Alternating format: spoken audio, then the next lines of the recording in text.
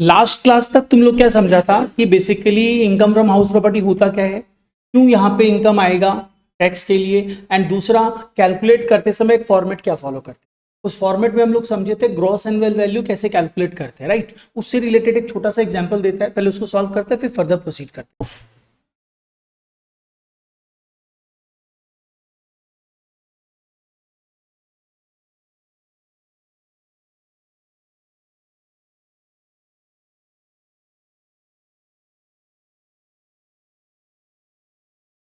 HP1 HP2 situated at Kolkata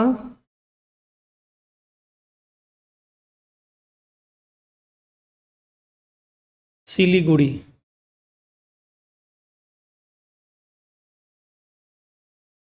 municipal value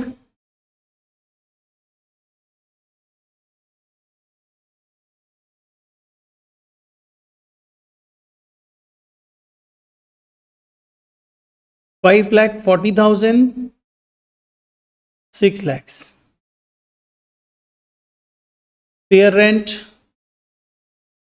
6,50,000 5,20,000। Standard rent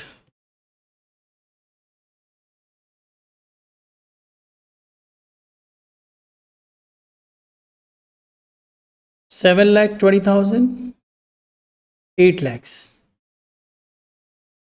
actual rent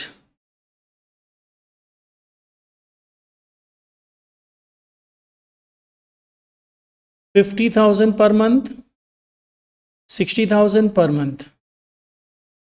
unrealise rent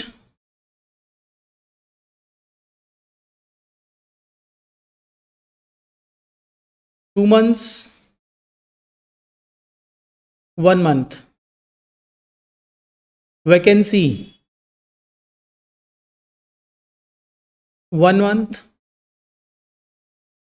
2 months।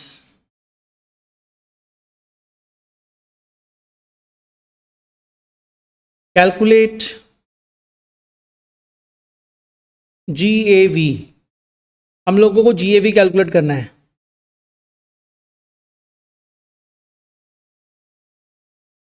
अच्छा देखो यहां पे आओ, इसमें जीएवी कैलकुलेट करने के लिए हम लोग सबसे पहले क्या करते हैं, आरईआर निकालते हैं। हम बोथ द प्रॉपर्टीज का एक साथ कैलकुलेट करवा रहे हैं, आरईआर।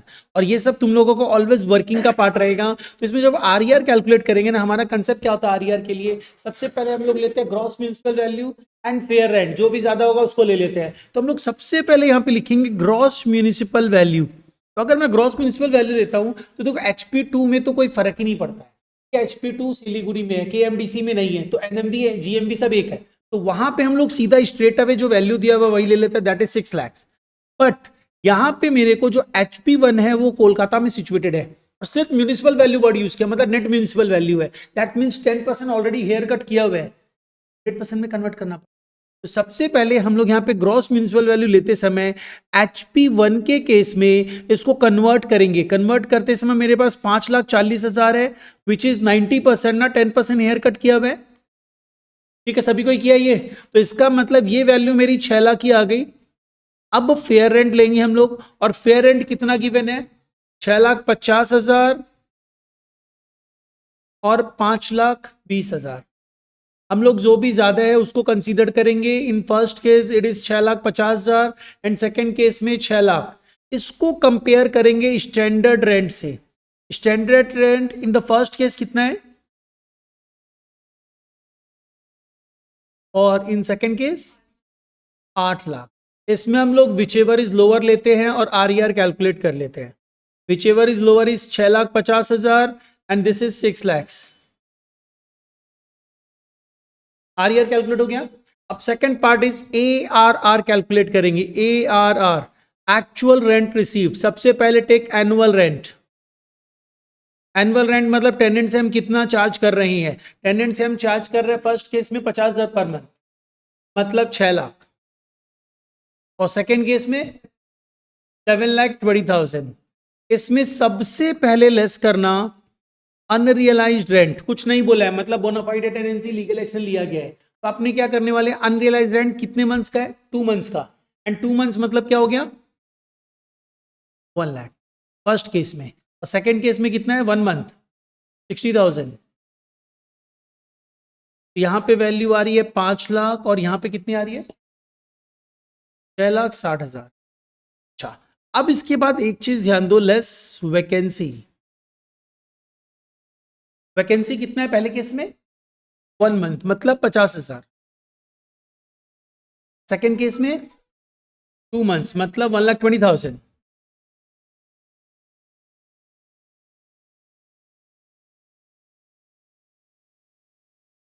तो ARR is 4,50,000 and in this case 5,40,000 ना।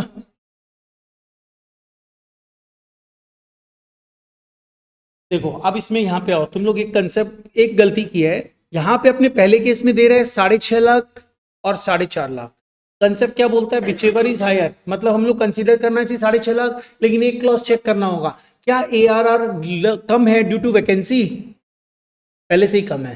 तो देख यहाँ पे पहले से ही कम दिख रहा है, ड्यू टू वैकेंसी कम नहीं हो रहा है। तो इसका मतलब इन सच अ केस तो नॉर्मल जनरल रूल ही अप्लाई होगा, और GAV in first case will be ₹6,50,000। ये तो सबका राइट है। सेकेंड केस में एक बार चेक करो,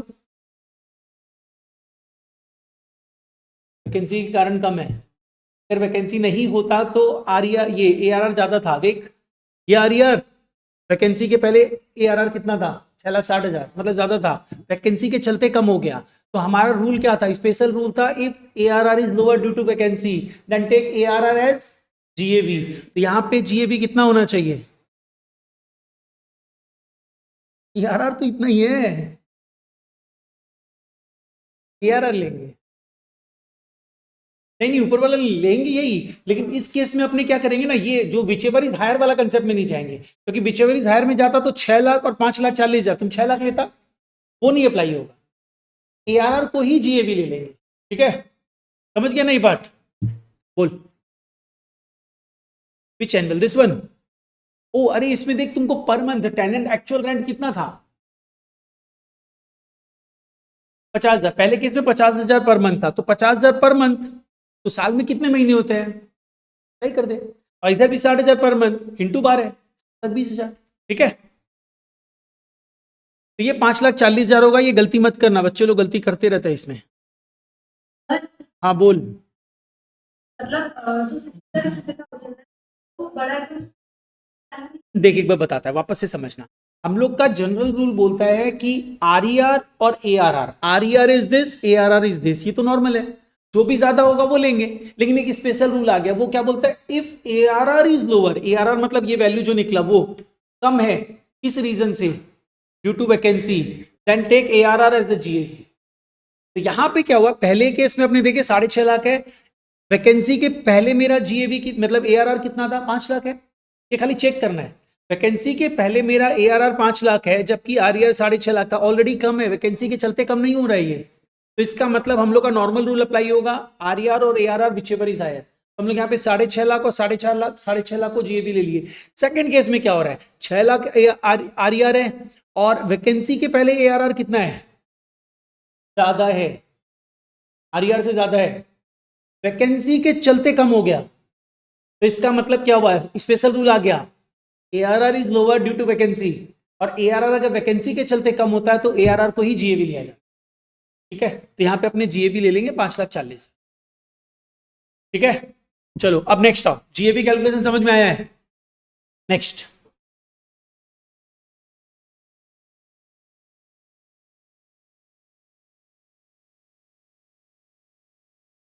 from given info compute income from house property of mister D for the previous year 24-25। एक बार हम लोग बेसिक लेवल पे इनकम फ्रॉम हाउस प्रॉपर्टी निकालना समझ रहे। हमारे पास दो हाउस प्रॉपर्टी है, HP1 HP2।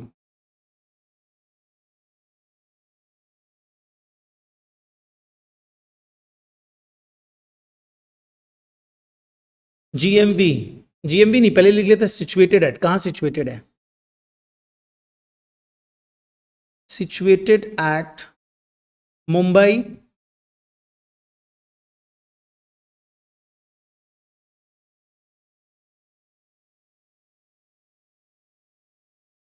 Howrah. GMV 8 lakhs, 6 lakhs, fair rent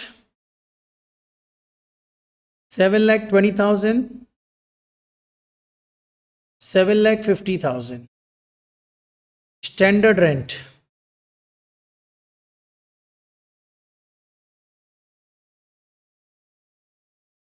6,50,000, actual rent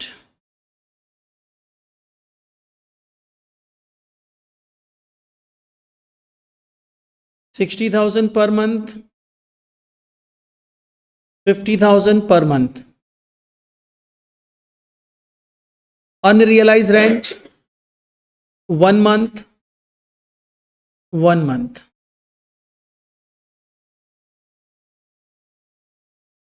Vacancy 2 months, 3 months.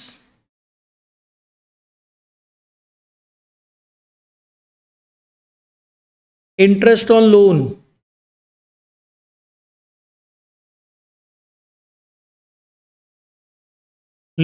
taken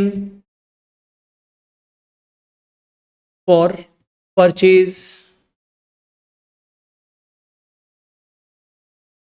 of HP, for purchasing HP लिख लो, purchase of HP थोड़ी, for purchasing हाउस प्रॉपर्टी, और interest जो है 20,000 है और इधर 12,000. Insurance premium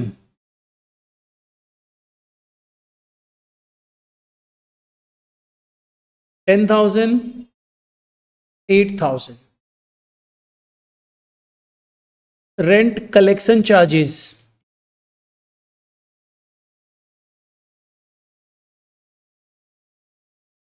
15,000, 12,000. repairs 40,000, 35,000. ये इंफॉर्मेशन हमारे पास है, पूरा इनकम फ्रॉम हाउस प्रॉपर्टी निकालना है. तुम लोग का सिंपल पहले काम रहेगा, मेरे को तुम लोग जीएबी कैलकुलेट कर दो, वो कैलकुलेट करना ही पड़ेगा, जल्दी से कैलकुलेट करके दो.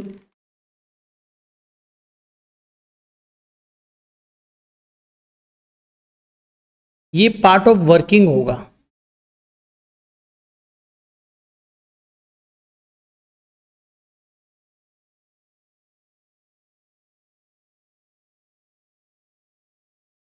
जीएमवी ऑलरेडी गिवन है, जीएमवी 8 lakhs एंड 6 lakhs, तो कुछ कन्वर्जन करना ही नहीं है. पर जीएमवी तो दिया गया, क्यों कन्वर्ट करेंगे? अगर एनएमवी दिया रहता तो कन्वर्ट करते. यही सब चीज ध्यान रखना है. एक छोटा सा पार्ट ऐड कर लो सब में, that is municipal tax at the rate 10% in both the cases, Mumbai में भी हावड़ा में भी. ये ऐड कर लो सब में. म्यूनिसिपल टैक्स 10% है, क्योंकि हम लोग तो पूरा income from house property calculate करना समझ रहे हैं. अच्छा, जीएमवी, हाँ बोल. जो गिवन है वही रहेगा ना, उसमें तो कोई चेंज ही नहीं करना अभी. अब फेयर रेंट की अगर हम लोग बात करें तो फेयर रेंट मेरे पास जो अवेलेबल है, ये कितना कितना अमाउंट का अवेलेबल है? 7,20,000 और 7,50,000. अब इसमें कंपेयर करो. कंपेयर मतलब जो भी लोअर होगा उसको लेने वाले हैं, नहीं, जो भी हायर होगा उसको लेने वाले हैं. इसको कम, हाँ बोल. ओ, हाँ देख लिया. स्टैंडर्ड रेंट, स्टैंडर्ड रेंट कितना है? एक फर्स्ट केस में तो है ही नहीं, सेकंड केस में है 6.5 लाख. हम लोग यहां पे क्या करेंगे? विच एवर इज लोअर लेंगे. इसका मतलब यहां पे अपना आर आ चुका है 8,00,000 और 6,50,000 आरईआर हो गया। अब आरईआर के बाद हम लोग नेक्स्ट पार्ट में चले जाएंगे, एआरआर। एआरआर एआरआर कैलकुलेट करेंगे तो इन सच केस हम लोग क्या लेंगे, सबसे पहले लेंगे एनुअल रेंट। एनुअल रेंट मतलब वो टेनेंट आपको कितना रेंट दे रहा है, 60,000 पर मंथ, 50,000 पर मंथ, मतलब कितना हो गया, 7,20,000 और 6,00,000। लेस क्या करेंगे इसमें से, अनरियलाइज रेंट, कुछ नहीं बोला, टेनेंसी बोनाफाइड है, लीगल एक्शन लिया गया है, कितना कितना रेंट ले ले यहाँ पे, मतलब कितना अनरियलाइज है, 1 मंथ है क्या दोनों में, और इधर 50,000, ये कितना हो गया, 6,60,000 और, अच्छा तुम लोग ना एक छोटा सा स्टार मार्क लगा के यहीं पे रख लेना, बेटर रहेगा। क्या एआरआर ड्यू टू वैकेंसी कम है, पहले से कम है, इस केस में पहले से कम है। अब वैकेंसी वाला स्पेशल, हाँ ये जो तुम ये आरईआर से देखेगा, ये जो आरईआर और ये वैल्यू जो है, इसमें से क्या ये जो एआरआर है ये क्या ज्यादा है क्या अभी, नहीं ना, कम ही है, तो कोई टेंशन ही नहीं है। अगर ये कम होगा तो कोई टेंशन नहीं है, ज्यादा होगा तो बाद में चेक करना पड़ेगा, स्पेशल क्लॉज अप्लाई हो सकता है। तो अभी यहाँ पे आ जाओ, अब हम लोग सिर्फ वैकेंसी लेस करेंगे। वैकेंसी कितने पीरियड का है, 2 मंथ्स और 3 मंथ्स, मतलब 1,20,000, 1,50,000। यहाँ पे कोई स्पेशल क्लॉज नहीं है, सिंपली जो मेरे पास एआरआर आ रहा है उसको लिखेंगे।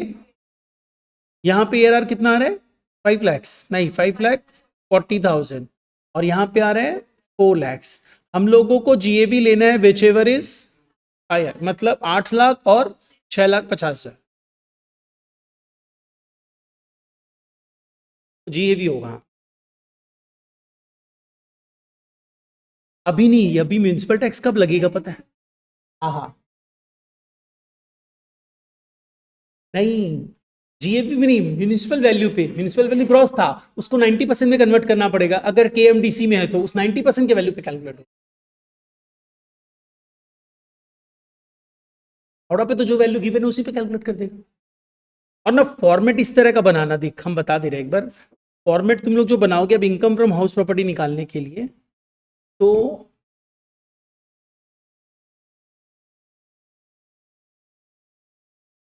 हाँ यही हम बताने रहे। नहीं नहीं, वो HP1 HP2 का कॉलम नहीं बनाएंगे अपने, आ रहे देख, 3 कॉलम बनेगा, ये तुम सही लिया है। हाँ वो सब तो बताया था शायद, डिटेल्स अमाउंट।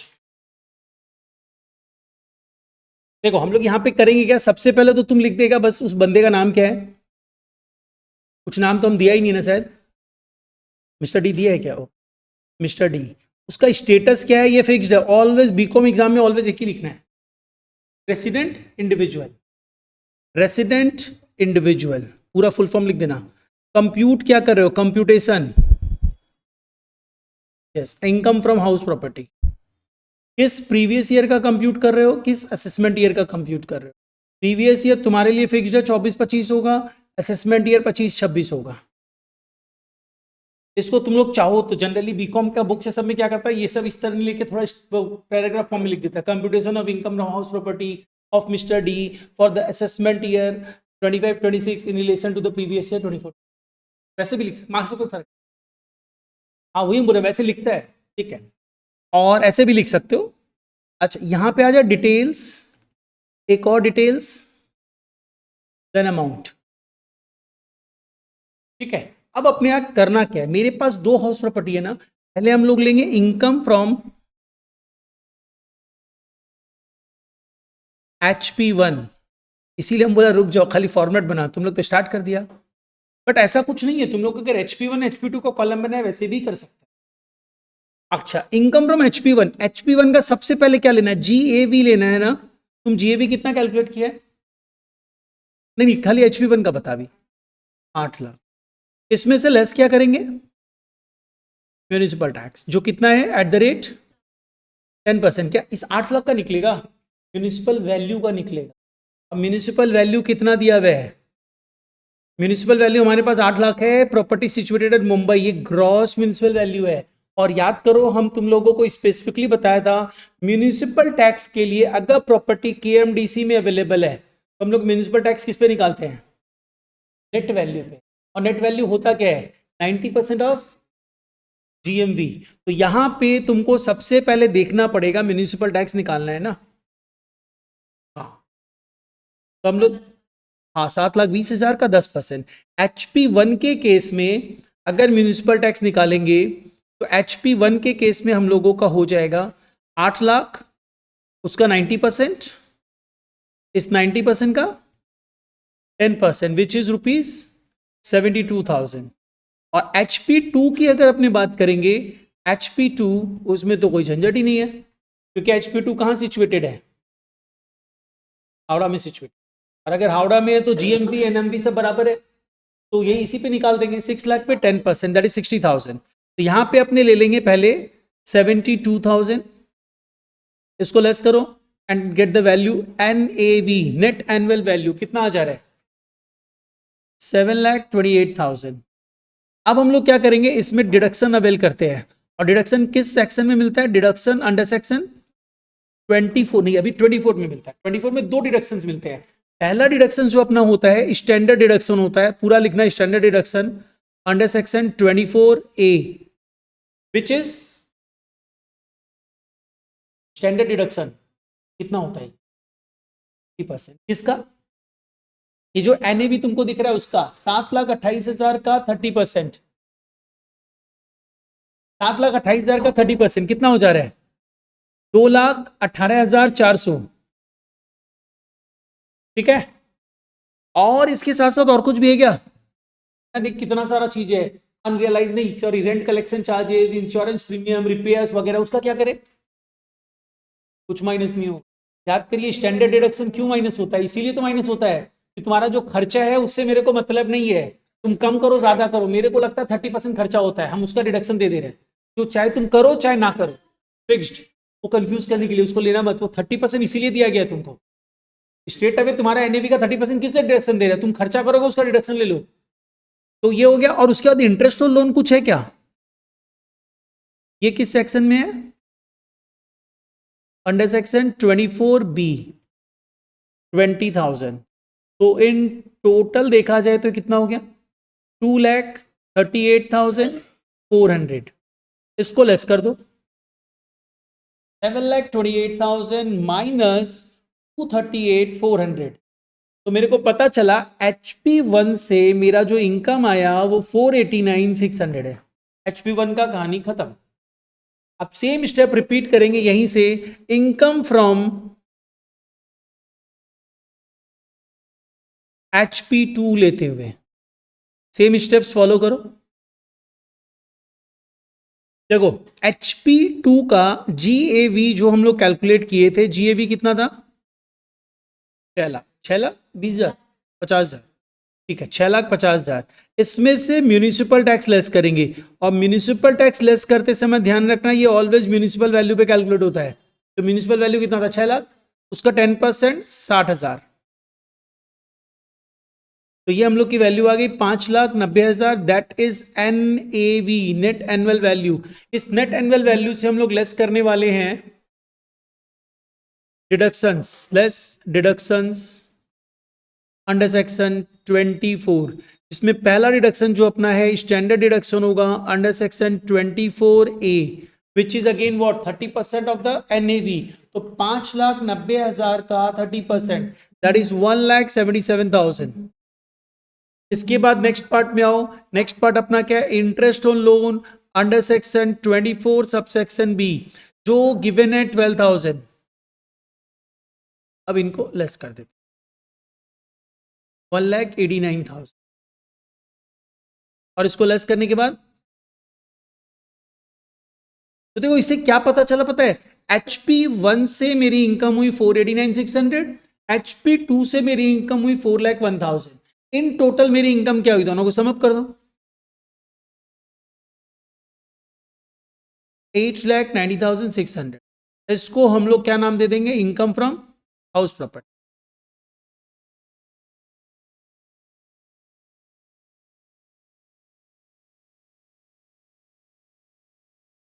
तो ये एक बेसिक फ्रेमवर्क तुम लोग समझा है, इस तरीके से income from house property compute करते हैं। और फॉर्मेट ये फॉलो करना, ऐसा मत कर सकता है उसमें भी HP1 HP2 कॉलम बना के सॉल्व करो, फिर लास्ट में जाके दोनों को ऐड करना पड़ेगा, बट ये फॉर्मेट फॉलो करते हैं। इसको फॉलो करना, इससे हम लोग को पता चल गया इस तरीके से सॉल्व करना है, लेकिन ये एक बेसिक फ्रेमवर्क समझे, अभी अभी और एडवांस लेवल में जाना है। अब नेक्स्ट पार्ट में आओ। नेक्स्ट पार्ट हम लोगों को देख समझना क्या है, हम लोग ये फॉर्मेट ही तो है एक तरह से, जीएबी कैलकुलेट करना तुम लोग सीख चुका है।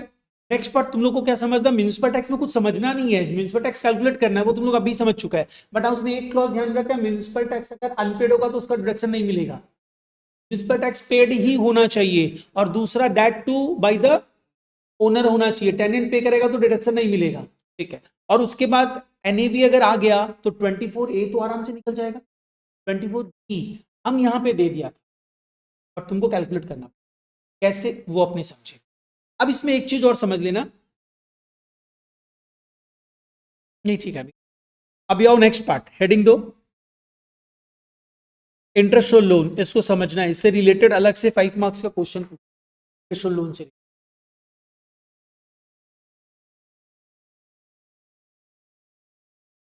ये सम तो देख एग्जैक्टली ये सम तो पूछने वाला ही है, हाँ ऐसा सम पूछेगा 15 नंबर का।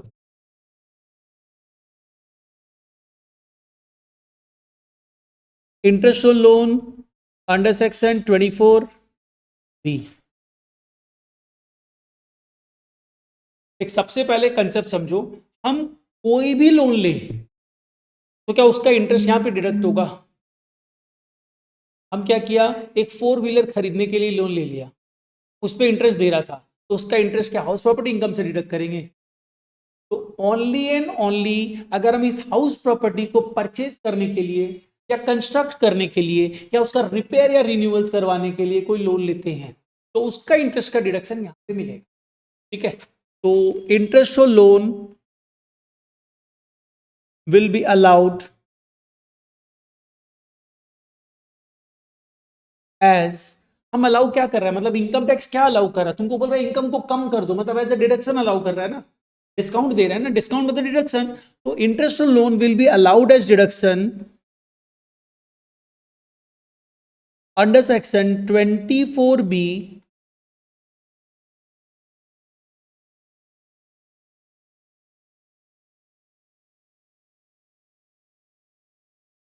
if loan was taken for the purpose of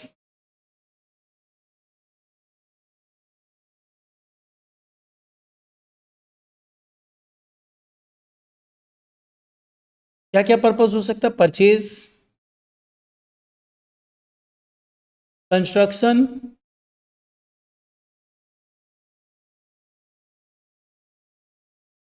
repairs और रिन्यूअल्स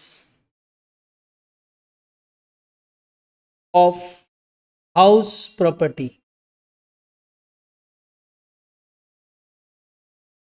ये 3 पर्पस जो तुमको दिख रहा है, अगर तुम लोन इन 3 पर्पस के लिए लिए हो देन ओनली तुमको इंटरेस्ट का डिडक्शन मिलेगा 24B में, अदरवाइज नहीं मिलेगा, ठीक है।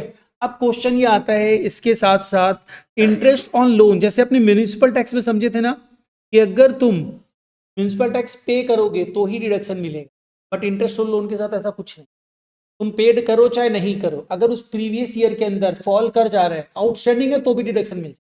मतलब यहाँ पे इंटरेस्ट ऑन लोन का डिडक्शन अक्रूवल बेसिस पे मिलता है, not on payment basis. Municipal tax payment basis पे अलाउड होगा और ये अक्रूवल बेसिस पे अलाउड होगा, जैसे ड्यू हो गया डिडक्शन मिल जाएगा। अलाउड ऑन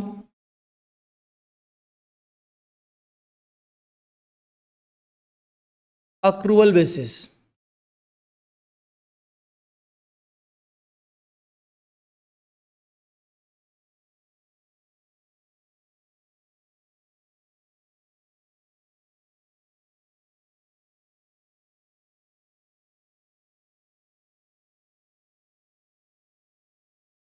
अच्छा सपोज कर लो तुम लोन आउटसाइड इंडिया किसी से ले लेता है, नॉन रेसिडेंट से ले लेता है, तो इन सच केस क्या इंटरेस्ट का डिडक्शन मिलेगा। अरे भाई लोन तो लोन है, इंटरेस्ट का डिडक्शन मिलना चाहिए, लेकिन अगर तुम किसी नॉन रेसिडेंट से लोन लिया है तो इन सच केस क्या होगा, सपोज कर लो भूमि रहती है यूएसए में, हम उससे यहाँ पे लोन ले लिया, ये सब तो लोन तो ट्रांसफर ऑनलाइन हो ही सकता है, ये दे दी। अब क्या हुआ, हम इसको इंटरेस्ट पे कर रहे हैं, हम इंटरेस्ट पे कर दिया, इंटरेस्ट सपोज कर ले 20 लाख का लोन था, 20 लाख पे 10% इंटरेस्ट का टाइम 2 लाख रुपया होता है, तो 2 लाख रुपया हम इसको इंटरेस्ट दे। अब इनकम अर्न की ना, इनकम अर्न कहाँ हुआ, यूएसए अर्न नहीं। यहाँ पे लोन कौन लिया, हम लोन कहाँ पे लिया, इंडिया में। तो इसका मतलब क्या हुआ, इंटरेस्ट अर्न कहाँ हुआ, इंडिया में। तो इनकम अर्न इन इंडिया। तुम्हारा कोई भी स्टेटस हो, तुम रेसिडेंट ऑर्डिनरी हो, नॉट ऑर्डिनरी हो, नॉन रेसिडेंट हो, टैक्स देना पड़ेगा ना। याद है तुम लोग पढ़ा था रेसिडेंशियल स्टेटस, तुमको टैक्स देना है। लेकिन तुम कहाँ पे, यूएस में। तो इंडियन गवर्नमेंट तुमसे टैक्स कलेक्ट कैसे करेगी, नहीं तुम लोन दिया तो हम तो इंटरेस्ट तुमको पे कर दिया। अब तो हम इंटरेस्ट कलेक्ट ही नहीं कर सकते ना तुमसे, हम तो तुम्ही से कलेक्ट करेगा। ये क्या हो ना, इंडियन गवर्नमेंट का क्लॉज बना हुआ है टीडीएस का। तो इंडियन गवर्नमेंट क्या बोलता है, हम जब इसको इंटरेस्ट पे करेंगे ना, उसी समय मेरे को 10% इंटरेस्ट पे 10% टीडीएस होता है, 10% काट के ही पे करना पड़ता है। मतलब हम इसको 2 लाख नहीं पे करेंगे, हम इसको 1,80,000 पे करेंगे और 20,000 रुपये हम अपने पास रख लेगा, हम गवर्नमेंट को जमा कर देगा कि देखो इसके तरफ से टैक्स हम आपको दे दी है। बाद में अपना पूरा टैक्स कंप्यूट करेगी और कैलकुलेट करके देखेगी इसका एक्चुअली में उस इंटरेस्ट पे टैक्स तो 2,000 रुपये ही आता है। तो भूमि क्या करेगी, जो पूरा रिटर्न फाइल करेगी और गवर्नमेंट को बोलेगी देखिए 2,000 टैक्स आता है, मेरा 20,000 रुपये किया है, 18,000 वापस दो, गवर्नमेंट इसको। ठीक है, तो ये कंसेप्ट होता है। तो यहाँ पे क्वेश्चन ये आता है कि टीडीएस अगर हम नहीं काटा तो हम बिना टीडीएस काटे इसको 2 लाख का इंटरेस्ट दे दिया, तो मेरे को इंटरेस्ट का डिडक्शन मिलेगा। मेरे को ना फोर्सिबली ये लोग बोलेगा इसका टीडीएस काट लो। मेरे को बोलेगा देखो अगर तुम किसी नॉन रेसिडेंट से लोन लिए हो और उसको इंटरेस्ट पे कर रहे हो, तो तुमको तो इंटरेस्ट का डिडक्शन चाहिए ना, मेरे को 2 लाख का खर्चा का डिडक्शन चाहिए ना, उससे 2 लाख का इनकम कम हो जाएगा। तो मेरे को तभी अलाउड करेगा जब हम इसका टीडीएस काटेगा, अगर नहीं काटेगा तो अलाउड ही नहीं करेगा। तो इससे हम अपना फायदा देखते हुए इसका टीडीएस काटेगा। तो ये चीज बस ध्यान रखना, टेक्निकल पॉइंट है, देख जनरली बीकॉम में ये सब टेक्निकल पॉइंट नहीं पूछ सकते, पेपर जरा सा भी टफ कर दिया, जो बैड लक है ना। तो इसलिए हम लोग सब चीज करके चलते हैं। इसमें लिख लो, if loan was taken from non resident, हम एनआर लिखा है, तुम लोग फुल फॉर्म लिख लेना, non resident,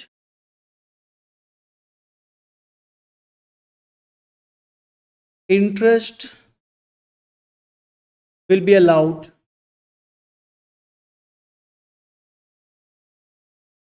only if TDS was deducted। अगर टीडीएस डिडक्ट होगा तभी इंटरेस्ट अलाउ करेंगे एज अ डिडक्शन, अदरवाइज नहीं अलाउ करेंगे। ये ध्यान रखना, ये कंसेप्ट था, ये तो एकदम बेसिक सा कंसेप्ट समझे है, अभी कुछ कैलकुलेशंस नहीं समझा, ये तो बस फ्रेमवर्क ली है। अब कैलकुलेशन से इसमें, अभी तो इसमें अलग से तुम लोग को 5 नंबर का क्वेश्चन पूछ सकता है, वो क्या होगा ये समझना है। देख यहां पे आता है, अगर हम लोग प्रॉपर्टी को परचेज करने के लिए लोन लिए, परचेज तो तुरंत ही हो जाता है, लेकिन कंस्ट्रक्शन करने के लिए लोन लिए तो कंस्ट्रक्शन में टाइम लगता है ना, 2 साल, 5 साल, 10 साल, 20 साल भी लग सकता है। तो अगर कंस्ट्रक्शन के लिए लोन लिए है तो यहाँ पे थोड़ा सा कंसेप्ट आ जाए, वो अपने को समझ, ठीक है। और उससे रिलेटेड 5 नंबर का अलग से मतलब क्वेश्चन, थ्योरी नहीं प्रैक्टिकल अभी करवाएगा तुम लोग। तो चलो नेक्स्ट आओ, if loan was taken for construction of house property, if loan was taken for construction of the house property,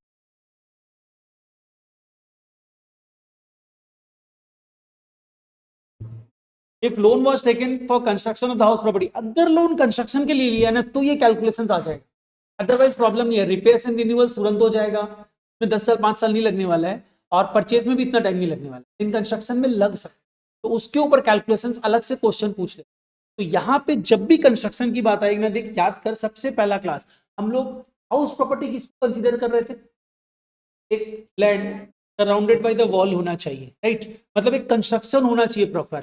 जब तुम कंस्ट्रक्शन स्टार्ट कर रहा है तब तक तो कुछ ऐसा होगा नहीं, कंस्ट्रक्शन करते करते सपोज कर जब प्रॉपर्टी बना ही नहीं है तो तब तक तो उसको प्रॉपर्टी में काउंट नहीं करेंगे, प्रॉपर्टी बनने की बात करेंगे ना। तो बेसिकली वी कैन से यहाँ पे प्री कंस्ट्रक्शन भी होगा, पोस्ट कंस्ट्रक्शन पीरियड भी होगा। प्री कंस्ट्रक्शन पीरियड मतलब मेरा हाउस प्रॉपर्टी बन के रेडी हो गया और बनने में 4 साल ले लिया, तो 4 साल का पीरियड है वो क्या है, प्री कंस्ट्रक्शन पीरियड। और बनने के बाद का पीरियड क्या होगा? Post construction. तो बनने के बाद ना हाउस प्रॉपर्टी एग्जिस्टेंस में आया, बनने के पहले तो हाउस प्रॉपर्टी नहीं था, तो उस पे इंटरेस्ट का डिडक्शन कैसे मिलेगा? वो 4 साल में भी तो इंटरेस्ट दिए, तो वही सब चीजों। सबसे पहले आओ, यहां पे कंसेप्ट आता है एक, नंबर 1, प्री कंस्ट्रक्शन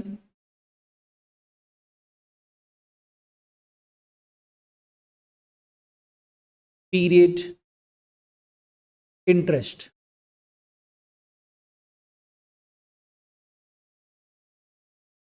ये आई थिंक तुमको नाम से ही समझ में आ रहा होगा, प्री कंस्ट्रक्शन पीरियड इंटरेस्ट का मतलब क्या हुआ? प्री कंस्ट्रक्शन पीरियड इंटरेस्ट का मतलब हुआ कंस्ट्रक्शन के पहले का इंटरेस्ट। तो अब इसमें अपने थ्योरी नहीं लिख रहे, कंस्ट्रक्शन के पहले का इंटरेस्ट, बट कैलकुलेट कैसे करेंगे, इसमें थोड़ा इनकम टैक्स एक्ट का रूल है, उसको समझना। अपने यहां पे 2 पार्ट ले रहे, वन इज ये प्री कंस्ट्रक्शन पीरियड का इंटरेस्ट जो होगा तुम कब से स्टार्ट करोगे? जब बनना स्टार्ट हो, और कब एंड करोगे? पहला पॉइंट,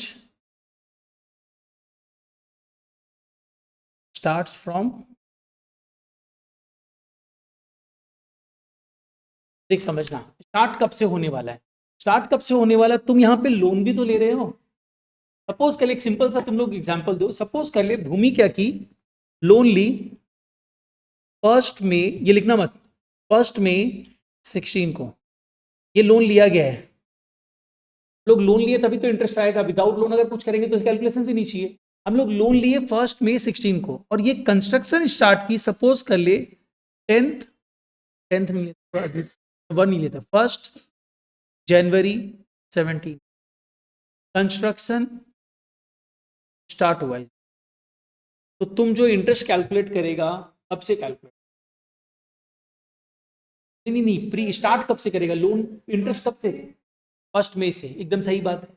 लेकिन क्या हुआ ना, फर्स्ट में से तुम स्टार्ट किया, लोन लिया, कंस्ट्रक्शन कब स्टार्ट किया? यहाँ पे इनकम टैक्स एक्ट बोलता है, देख तुम लोन लिया 6-7 महीना, इंटरेस्ट तुम दोगे, तुम्हारा लुक, किस पर्पस के लिए ले रहे हो? कंस्ट्रक्शन के लिए। ये तुम जब से तुम कंस्ट्रक्शन के लिए यूज कर रहे हो, हम तो इंटरेस्ट का डिडक्शन तुमको तभी से पहले से अलाउ नहीं करें। ठीक है, क्लियर है ये चीज? वो बोलता है देख तुम लोन लिया, लोन लेके तुम कहीं और यूज कर लिया होगा, और फिर उसका इंटरेस्ट का डिडक्शन मेरे से लेगा, हम नहीं अलाउ करेंगे। हम कब से अलाउ करेंगे? जब तुम्हारा कंस्ट्रक्शन स्टार्ट हो तभी से अलाउ। ठीक, थोड़ा सा डेट को इंटरचेंज, मतलब इसमें क्या समझ में आया कि लोन लिया और कंस्ट्रक्शन स्टार्ट किया, कौन से डेट से लेंगे? विच एवर इज लेटर, बाद वाले डेट से लेंगे यहां पे। अब बात थोड़ा सा हम लोग इंटरचेंज करते हैं, इंटरचेंज हम लोग ये कर रहे हैं, ये जो लोन वाली डेट है इसको हम चेंज कर देते। अब बताओ तुम इंटरेस्ट कब से कैलकुलेट करोगे? क्योंकि लोन ही बाद में लिया, अरे कंस्ट्रक्शन हम पहले ही स्टार्ट कर दिया, मेरे को लोन नहीं चाहिए था। अब जब लोन लिए इंटरेस्ट तो तभी से देंगे ना, उसके बाद से पहले से तो देंगे नहीं, तो इसका मतलब यहाँ पे कहां से देंगे? 1 जनवरी से ही। तो यहाँ पे देख हम कंसेप्ट समझा, लेकिन हम तो ऑलवेज बोलता है कंसेप्ट समझो के साथ साथ फिर लर्निंग ऐड कर दो, तो उससे क्या होगा ना, एग्जाम में लिमिटेड टाइम रहता है, डायरेक्ट अप्लाई करेंगे। लोगों को कंसेप्ट आता है, लर्निंग अप्लाई करेंगे। कंसेप्ट था, हम लोग को समझ में आ गया भाई कंस्ट्रक्शन जब से स्टार्ट होगा तभी से इंटरेस्ट का डिडक्शन देंगे, और यहाँ पे लोन लेने के पहले से थोड़ी इंटरेस्ट देंगे। यहाँ पे कंसेप्ट क्या, लर्निंग क्या रहा है पता है? whichever is late, loan taken और construction, date of construction started, whichever is second वाला डेटो को वहीं से लेना है, कुछ ही नहीं। तो starts from pre construction period, जो तुम्हारा स्टार्ट होने वाला है वो कब से स्टार्ट होने वाला है? डेट ऑफ लोन और date of construction starts, whichever is earlier. नहीं,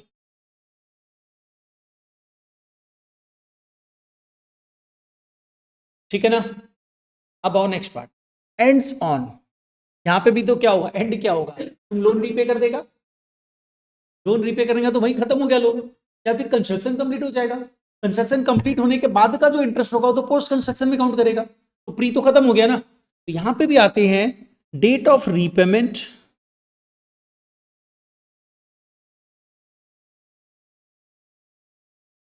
और डेट ऑफ कंप्लीशन,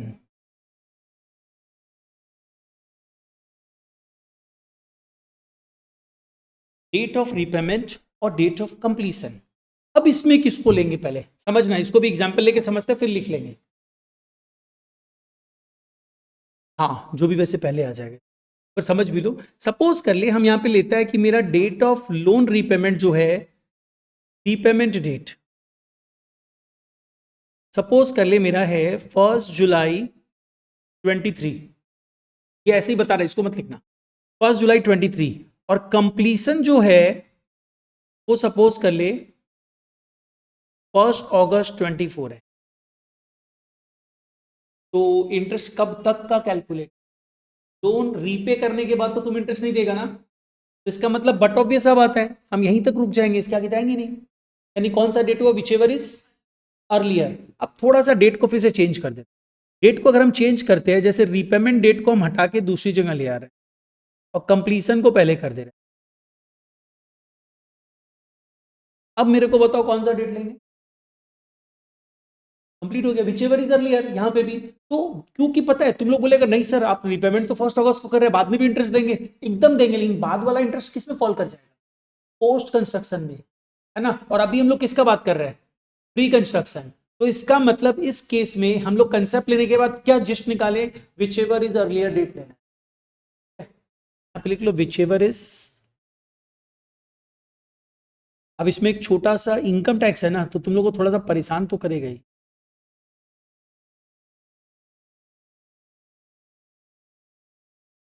और जो नया टैक्स कोड बना है ना वो थोड़ा सिंप्लीफाई कर दिया है, अच्छा नहीं लग रहा है, ये बात तो तुम लोग को वही पढ़ना पड़ेगा। वो वैसे भी भरोसा नहीं है, सीयू थोड़ा बैकडेटेड चलता है, हो सकता है तुम लोग को बोलेगा नेक्स्ट सेमेस्टर में भी यही वाला अप्लाई कर दो, लेकिन सीयू थोड़ा बैकडेटेड चलता है। तो सीयू को भी तो पता है लोग बच्चा लोग कितना पढ़ रहे हैं।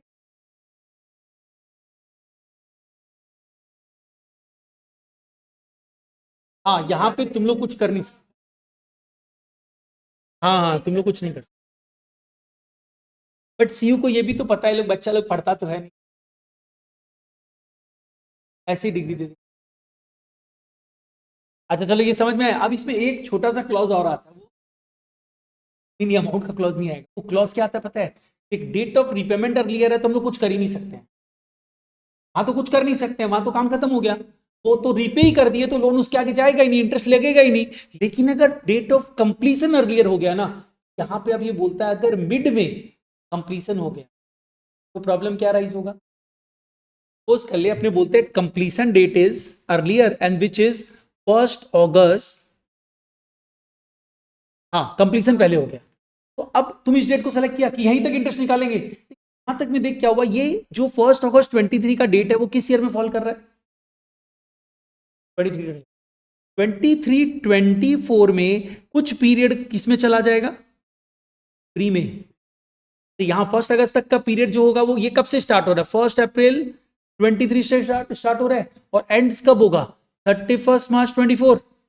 तो तुम बोलेगा सर ये पीरियड तो प्री में जा रहा है और ये पीरियड पोस्ट में जा रहा है, हो रहा है, हो रहा है कि नहीं देख। तो यहां पे किसको प्रॉब्लम होगा, एसएससी को प्रॉब्लम नहीं है, तेरे को प्रॉब्लम नहीं है, तुम तो अपना ही पे कैलकुलेशंस कर रहा है या इसका कर रहा है, 2 जन 4 जन का कर रहा है, बट इनकम टैक्स डिपार्टमेंट को सबका चेक करना पड़ेगा।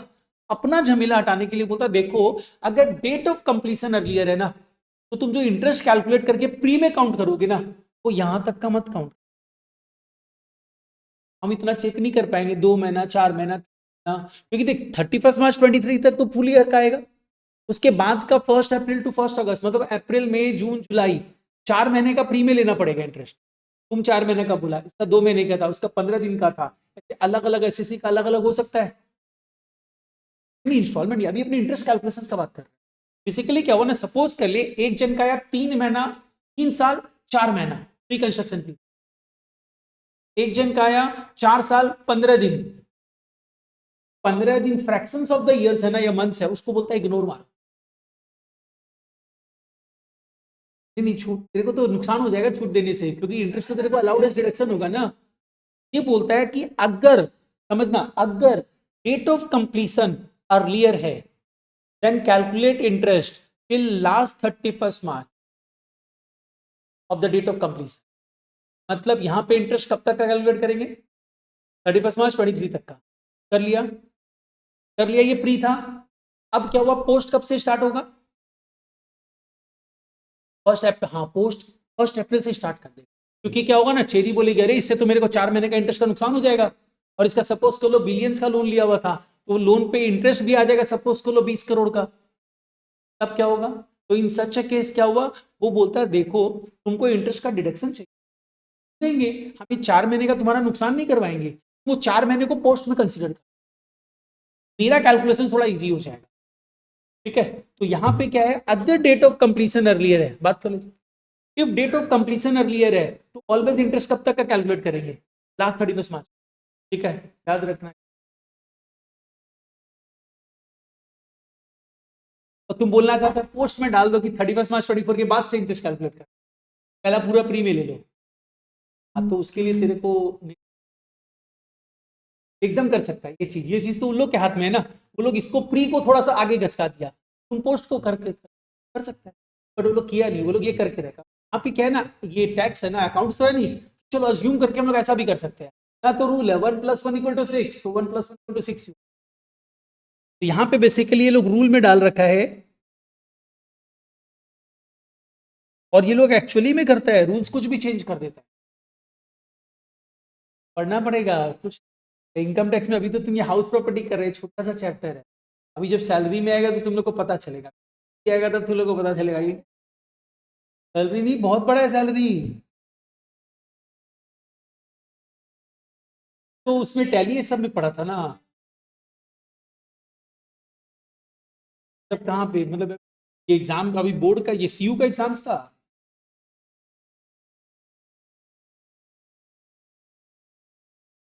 आप ना तेरे को उतना ज्यादा डिटेल्स नहीं होगा, परक्विजिट्स अलाउंसेस वो सब समझना पड़ेगा। परक्विजिट्स ऐसे कैलकुलेट होता है, अलाउंसेस ऐसे कैलकुलेट होता है, बहुत सारा झमेला। रिटायरमेंट बेनिफिट्स है, तुम साथ रिटायरमेंट बेनिफिट्स किया ही नहीं होगा, लीव सैलरी, ग्रेचुइटी। हाँ, पूरा डिटेल में करना पड़ेगा, क्योंकि क्या पूछ ले हम लोग को तो नहीं पता है ना, इजी पूछ लिया तो अच्छा बात है। हाँ, वहां नहीं था, तो कैसे कैलकुलेट कर, तो नहीं पता।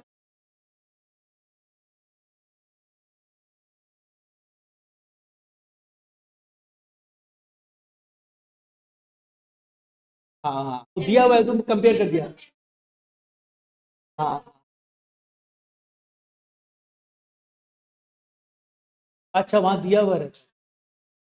यहाँ पे तो तेरे को ये भी पता होना चाहिए, मेट्रो सिटीज में कि नॉन मेट्रो में, ये सब भी झमेला, वहां नहीं था ऐसा। चलो अब इसमें एक नोट लिखो छोटा सा। चेरी बोल रहे इतना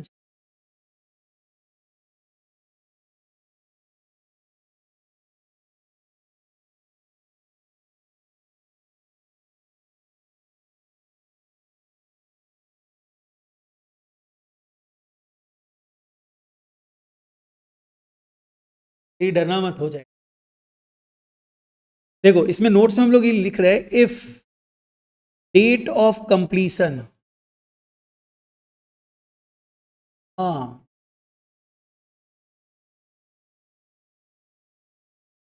हाँ हाँ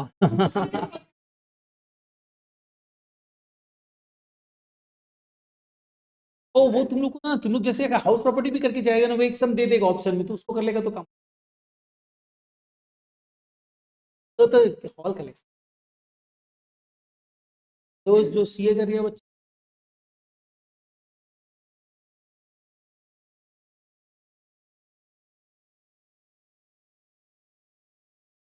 लोग लॉ ऑफ अट्रैक्शन के बारे में जानते हैं, फॉलो करते। तुम लोग ये क्यों बोलते हैं हम लोग का तो किस्मत ही खराब है, बैड लक है? बोले नहीं, हम लोग से अच्छा पॉजिटिव बोलो, तो सब आता है। खाली बोलने से भी कुछ नहीं होने वाला है, हाथ में एक्शन भी लेना पड़ेगा। हम लोग को पता चला हम लोग खाली बोल ही रहे, कुछ कर ही नहीं रहे, कुछ नहीं होने वाला है। If date of completion is earlier,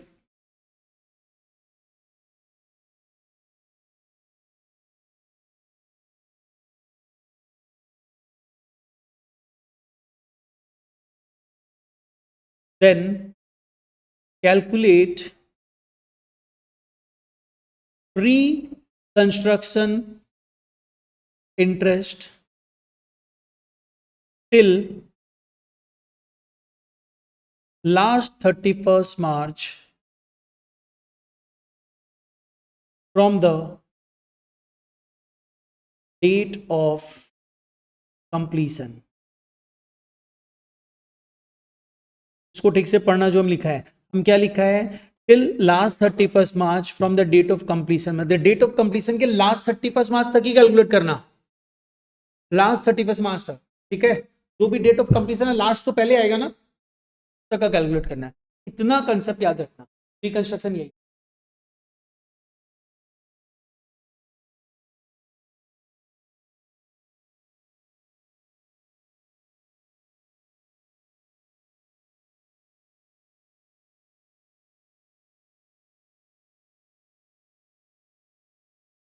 पूरा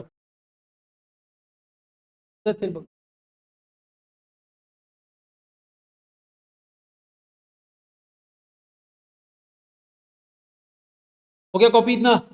अब देख एक चीज और सोच, अब क्या होगा, ये जो इंटरेस्ट है सपोज कल 8 साल चल गया पीरियड, तो 8 साल का इंटरेस्ट है, और इस समय तुम 8 साल में तो प्रॉपर्टी था ही नहीं, जब प्रॉपर्टी नहीं था तो तुम इनकम निकाल रहा था उसका, नहीं ना, जब इनकम ही नहीं निकाल रहा था तो इंटरेस्ट का डिडक्शन लिया होगा, नहीं लिया होगा। इंटरेस्ट का डिडक्शन तो जब मिलेगा ना जब प्रॉपर्टी होगा, तब इनकम कंप्यूट करेगा। इसका मतलब 8 साल तक तुम इंटरेस्ट एक्यूमुलेट किया।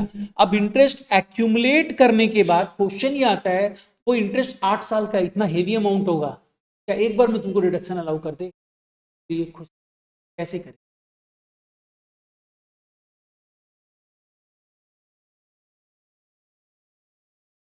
तो 2 लाख वाला तो मिक्स कर, ये अपने नॉर्मल कंसेप्ट है। तो यहाँ पे बेसिकली क्या है, जो भी प्री कंस्ट्रक्शन पीरियड इंटरेस्ट होगा उसके टोटल को डिवाइडेड बाई 5 करेंगे, ठीक है। और वो जो अमाउंट आएगा वो जिस ईयर में तुम्हारा कंस्ट्रक्शन कंप्लीट हुआ है उस ईयर से लेके 5 साल तक डिडक्शन दे दे। समझ करेंगे तो क्लियरली समझ में आएगा। अभी देख हम क्या बता रहे हैं इसको समझना। ये प्री कंस्ट्रक्शन पीरियड का जो भी इंटरेस्ट है तो कैलकुलेट कर लेना। कब से कैलकुलेट करेंगे? फ्रॉम एंड टू, तुमको पता है फ्रॉम एंड टू कब तक, चल पता है ना, कैलकुलेट कर लिए। कैलकुलेट कर तो सभी लेगा, अब इससे समझ के अभी हम सम भी करवाएगा तो क्लियरली समझ में आएगा। अभी तुम लोग खाली कंसेप्ट समझ लो, थ्योरी समझ लो। अब ये जो इंटरेस्ट आएगा वो जितने भी पीरियड का हो तुम कैलकुलेट किया, वो तुमको एक हेवी अमाउंट होगा तो एक बार में डिडक्शन नहीं करेगा। वो बोलता है 5 साल में डिडक्ट अलाउ करेंगे, तो डिडक्शन अलाउ करना है ना मेरे को। सपोज कर ले 8 लाख रुपए आया, तो ये क्या किया, 8 लाख रुपए एक बार में अपना जो प्रीवियस ईयर है उसमें as a deduction interest on loan बोल के माइनस कर, तो नहीं अलाउ कर। वो बोलता है इस 8 लाख को 5 हिस्सों में, कितना होगा 8 लाख डिवाइडेड बाई 5, 1,60,000। 1,60,000 करके तुम डिडक्शन लो। अभी तेरा कंस्ट्रक्शन कब कंप्लीट हुआ था? 23-24 में ना। बोलता है 1,60,000 23-24 में ले लो, फिर 1,60,000 उसके बाद 24-25 में ले लो, फिर 25-26 में ले लो 1,60,000, 26-27 में ले लो, 27-28 में ले लो, तो लाख लाख का इस तरह एक बार में नहीं अलाउ कर, क्योंकि एक बार अलाउ करने से उस ईयर का इनकम तुम्हारा बहुत कम हो जाएगा, वो चीज नहीं अलाउ, ठीक है। 5 साल में अलाउ कर, तो इसमें लिख लो पी, पहले लिखो पीरियड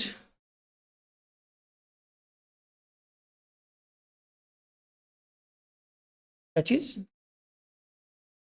हाँ पोस्ट पीरियड में अलग, क्योंकि पोस्ट में देख हाउस प्रॉपर्टी बन जाएगा तो डिडक्शन तो तभी से मिलेगा ना।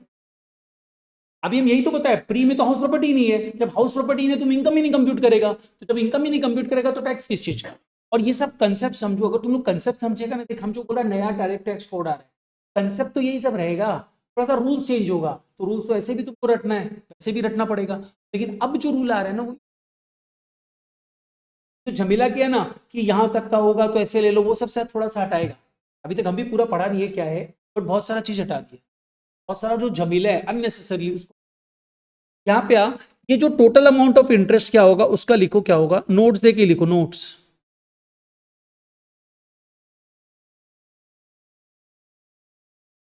Total amount of pre construction interest will be allowed as deduction in 5 equal installments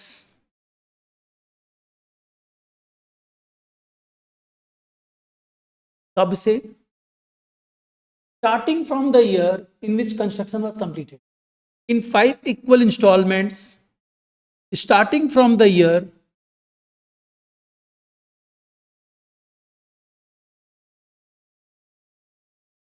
in which construction was completed.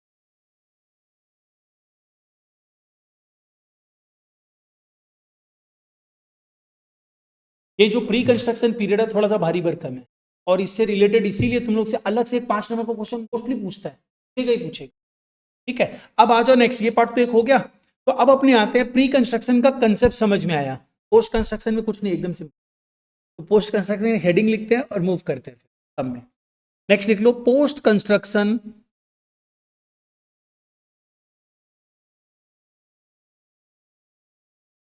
तुम लोग को ये सब, ये थोड़ा भारी भरकम पार्ट है, तो तुम लोग को जब कॉलेज में भी कराया गया तो तुम लोग किया नहीं था, दिखा नहीं था, डर नहीं लगा था।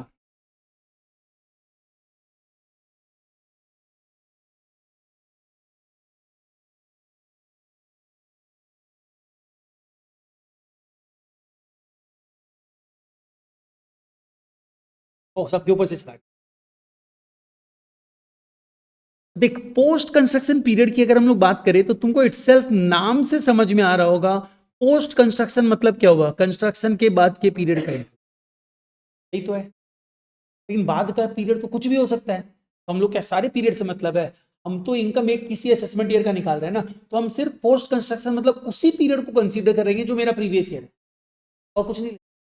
क्योंकि हमको हर ईयर का थोड़ी इनकम निकालना है, हमको तो अपने प्रीवियस ईयर का निकालना है। तो basically post construction period interest तभी कैलकुलेट करेंगे if loan remains outstanding during the हमारा रेलेवेंट प्रीवियस ईयर, तभी ये कैलकुलेट होगा, अदरवाइज कैलकुलेट ही नहीं होगा।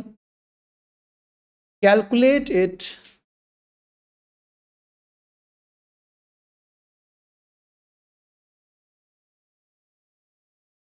only if loan remains outstanding during relevant previous year। तुम्हारा रेलेवेंट प्रीवियस ईयर मतलब तुम्हारे लिए क्या है, 24-25। अगर उसमें लोन आउटस्टैंडिंग है तभी इसको कैलकुलेट करेंगे, अदरवाइज तो इसको कैलकुलेट करने का कोई मतलब ही नहीं है। कंसेप्ट ये है। अब अपने सम में मूव करेंगे, उससे तुम लोग ये जो समझे है ना, उस सब एकदम क्रिस्टल क्लियर हो जाएगा। चलो एक छोटा सा एग्जांपल लो, हो गया ना यहां तक कॉपी? चलो एग्जांपल लिखो।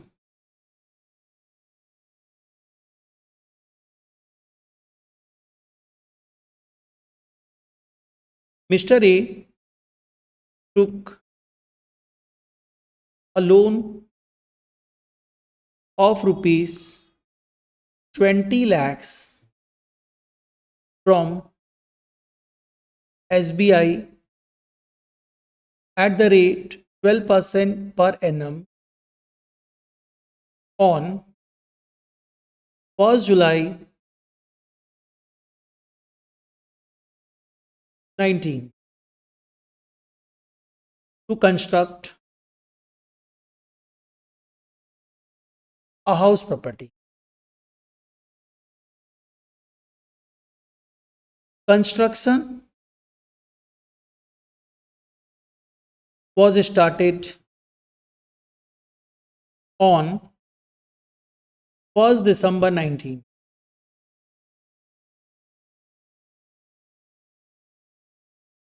Date of completion1st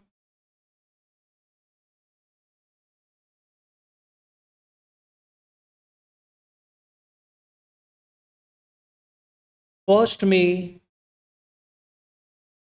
22, 23 कर दो, 1st May 23।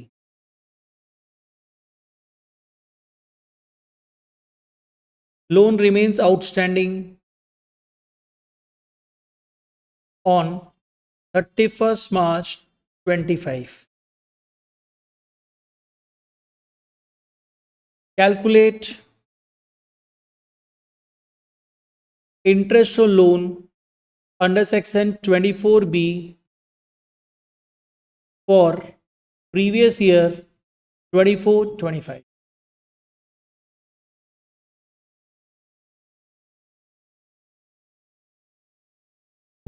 तो हम करके बता रहे हैं, एक बार समझना, फिर एक छोटा सा एग्जांपल देगा जो एक बार अपने आप ट्राई कर।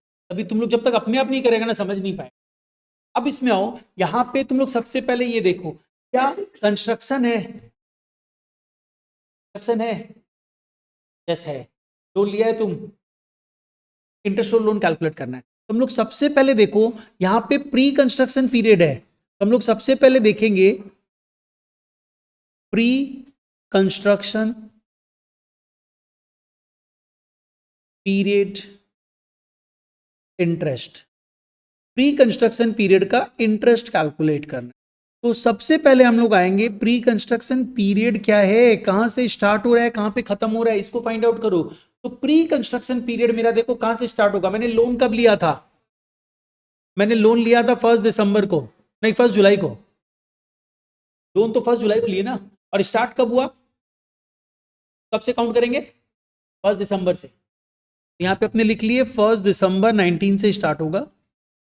कब तक जाएगा ये देखो, हम लोगों का कंस्ट्रक्शन कंप्लीट हुआ 1 दिसंबर 19 को, और लोन रीपेड नहीं, सॉरी 1 मई 23 को कंप्लीट हुआ। सॉरी 1 मई 23 को कंप्लीट हुआ। हम लोग लोन पे कर दिए क्या? नहीं। तो डेट ऑफ रिपेमेंट और date of completion whichever is earlier, तो date of completion is earlier ये लेंगे। और हमारा क्लॉज क्या था, डेट ऑफ कंप्लीशन अगर अर्लियर हो तो वहां तक का इंटरेस्ट मत निकालना, लास्ट 31 मार्च का इंटरेस्ट निकालना, राइट। तो हम लोग यहां पे आ जाएंगे, कब तक जाएगा, टिल 31 मार्च 23। सबसे पहले पीरियड निकाल ले, प्रॉब्लम भी सॉल्व हो जाएगा। लोन का अमाउंट कितना है? लोन का अमाउंट तो पता ही है, उसको लिख के क्या करेंगे, सीधा इंटरेस्ट निकालते हैं। इंटरेस्ट कितने अमाउंट पे, 20 लाख पे कैलकुलेट होगा। कितने पीरियड के लिए? पहले 20 लाख पे कितना परसेंट? 12%। कितने पीरियड के लिए? एक काम कर, 1 दिसंबर है ना, तो 1 दिसंबर को एक बार 31 मार्च तक लेके छोड़ दो। तो 1 दिसंबर से 31 मार्च कहां तक जाएगा, 31 मार्च 20। उसके बाद एकदम 12 मंथ्स का पीरियड बनेगा। तो 1 अप्रैल 20 से 31 मार्च 21 एक साल, मतलब 2021 एक साल, 21-22 दूसरा साल, 22-23 तीसरा साल, 3 साल फिक्स्ड है। पूरा 3 साल तो कंप्लीट ईयर है। उसके अलावा 1 दिसंबर से चालू हुआ था, तो दिसंबर जैन फेब मार्च 4 महीना, तो टोटल क्या काउंटिंग हुआ, 3 साल 4 महीना। तो अगर तुमको लगे 3 साल 4 महीना कैलकुलेट कैसे करें, तो सिंपली देखना 3 साल में कितने महीने होते हैं, 36 प्लस 4 मंथ्स कितना हो गया, 40 मंथ्स। 40 मंथ्स का इंटरेस्ट निकालना है।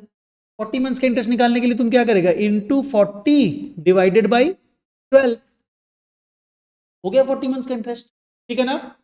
और अगर लगे तो पूरा 3 साल का अलग से निकाल लो, इंटू 12% इंटू 3, 3 साल का इंटरेस्ट आ गया, 4 महीने का अलग से निकाल लो। कैलकुलेशन तुम्हारा है। अमाउंट कितना आ रहा है, जहां डाउट लगे वहां पूछना। 8 लाख, 8 लाख इंटरेस्ट आया। ये तो पीरियड और इंटरेस्ट पता चल गया। अब हम लोग आएंगे अमाउंट, अमाउंट मत लिखो, इंस्टॉलमेंट लिखो। हम इसको 8 लाख को क्या एक बार में अलाउ करेंगे, इंस्टॉलमेंट में अलाउ करेंगे। तो इच इंस्टॉलमेंट कितना वैल्यू हो रहा है, 5 इंस्टॉलमेंट में बांटना है। 8 लाख डिवाइडेड बाई 5, 1,60,000। अब ये इंस्टॉलमेंट जो होगा किस किस ईयर में मिलेगा, तो वो भी लिख लो ना, year of deduction, year of deduction. तो सब चीज तुम्हारे पास एकदम क्रिस्टल क्लियर होगी। ईयर ऑफ डिडक्शन की मैं बात करूं तो तुम सिंपली ये देखो, तुम्हारा डेट ऑफ कंप्लीशन किस ईयर में फॉल किया है। 1920 कैसे, डेट ऑफ कंप्लीशन, हाँ 23-24, ठीक है ना। तो 23-24 इज द फर्स्ट ईयर जहां पे डिडक्शन मिलेगा। तो हम लोगों को यहां पे डिडक्शन जो मिलने वाला है 23-24 में मिलेगा, 24-25 में मिलेगा। ये सब प्रीवियस ईयर होंगे, ध्यान रखना। 24-25, 25-26, 26-27, 27-28। हम लोग को 5 साल का थोड़ी इनकम टैक्स कैलकुलेट करना है, हम लोग को तो किसी 1 साल का करना है, और वो 1 साल क्या होगा, हमारा प्रीवियस ईयर। और हमारा प्रीवियस ईयर क्या है, दिख रहा है यहाँ पे है, तो एक डिडक्शन मिलेगा कितने का, 1,60,000 का। ये हो गया हम लोग का प्री कंस्ट्रक्शन पीरियड इंटरेस्ट। कोई डाउट इसमें, कौन सा कैलकुलेशन, 40 मंथ्स वाला। तो देख इसमें क्या हुआ, हम लोग को ये समझ में आ रहा है, देख 1 दिसंबर 19 हम क्या कर रहे हैं ना, एक बार 31 मार्च पे एंड कर रहा है, उससे क्या होगा तेरा कैलकुलेशन इजी। तो 1 दिसंबर 19 ये एंड कब होगा, 31 मार्च 20 को। एक बार देख, दिसंबर जैन फेब मार्च 4 महीना है, आप फिर 20 से कैलकुलेट कर ले, कैलकुलेट कर ले, बाकी का 4 महीना। ठीक है, हो गया ना ये। अब now move to post construction period interest. Post construction period interest, तो अगर पोस्ट कंस्ट्रक्शन पीरियड इंटरेस्ट हम लोग कैलकुलेट करते हैं, तो ये कैलकुलेट करते समय सिंपली ध्यान दो, पीरियड, ये ऑलवेज ध्यान रखो। तुम पोस्ट पीरियड जो लोगे ना, वो हर जगह का नहीं लोगे, तुम अपने प्रीवियस ईयर का लोगे। और तुम्हारा प्रीवियस क्या है, ईयर क्या है, 1 अप्रैल 24 से स्टार्ट हो रहा है और 31 मार्च 25 को एंड हो रहा है। तो इस पीरियड में क्या लोन आउटस्टैंडिंग था, तुम 31 मार्च 25 तक लोन पेड ही नहीं किए हो, देख हम लिख दिया है। तो इसका मतलब पूरे प्रीवियस ईयर में लोन आउटस्टैंडिंग था, तो पूरे प्रीवियस ईयर का लोन का इंटरेस्ट निकाल दो, 20 लाख का। कितने पीरियड के लिए, ये तो 1 साल के लिए होगा, ये पीरियड तो 1 साल ही है, तो कितना हो गया, 2,40,000। तो अब आ जाओ next part. Therefore interest on loan under section 24B for previous year 24-20,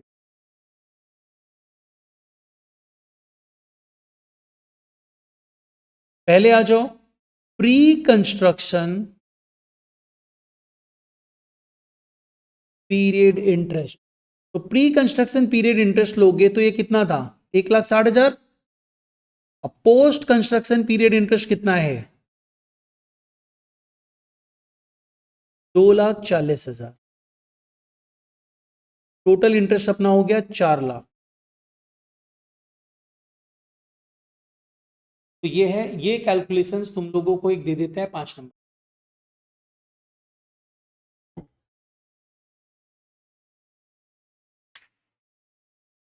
ध्यान समझ में आया, अब एक सम अपने आप करने दे।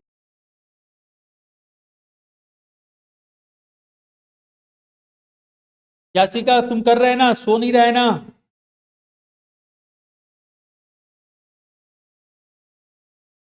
हाँ।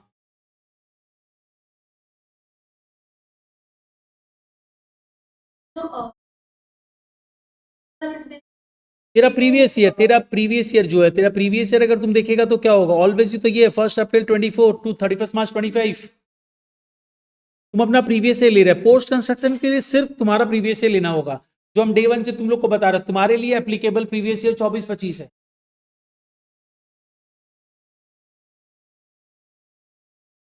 यहाँ पे लोन तुम कब रीपे किया, आज तक नहीं रीपे किया है, यानी लोन बाकी है पूरा। तो लोन 1 अप्रैल 24 को भी आउटस्टैंडिंग था, 31 मार्च 25 को भी आउटस्टैंडिंग है। तो ये 1 अप्रैल 24 से 31 मार्च 25 के बीच का गैप कितना है देख। चलो नेक्स्ट आओ, एक एग्जाम्पल लो जिसको तुम लोग को सॉल्व करना है।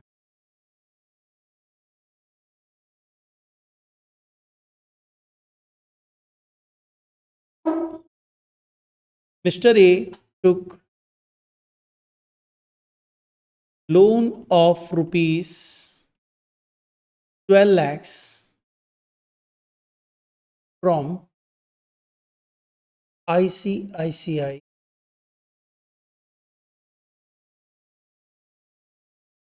at the rate 10% per annum to construct a house property.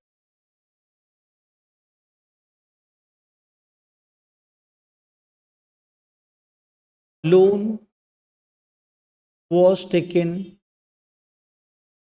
on 1st May 18 construction started on 1st July 17.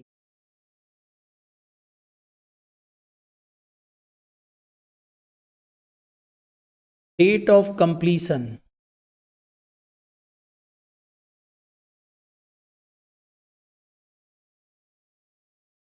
1st September 24. Date of repayment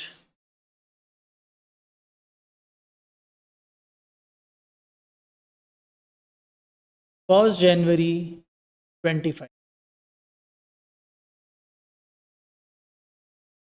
Calculate interest or loan under section 24B for previous year 24-20.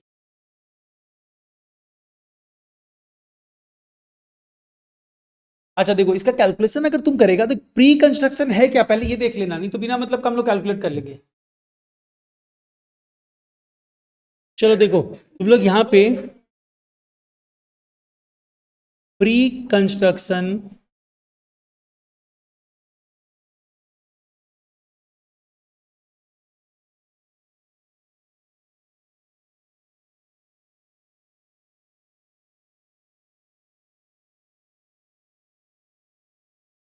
अच्छा देखो, period pre construction period का कब से start होगा?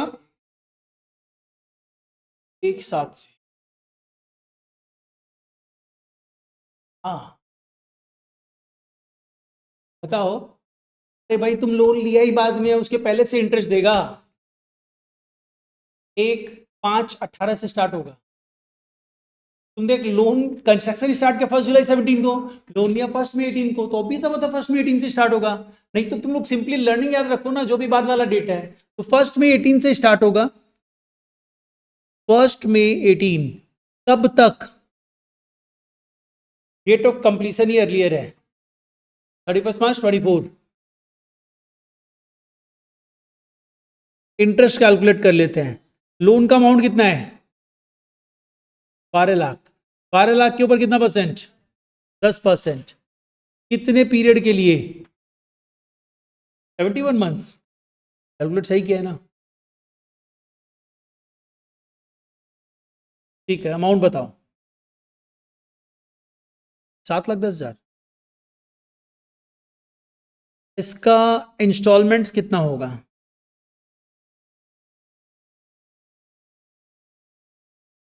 कर रहा है फिर 1,42,000। उसी गलत कर दी थी ना भाई, तुम गलत किया था, स्टार्टिंग डेट ही गलत ले लिया था। कैसे डेट गलत लिखने से फिर? अरे लेकिन इंटरेस्ट तो गलत आ जाएगा। अच्छा सोच के भाई, ओके।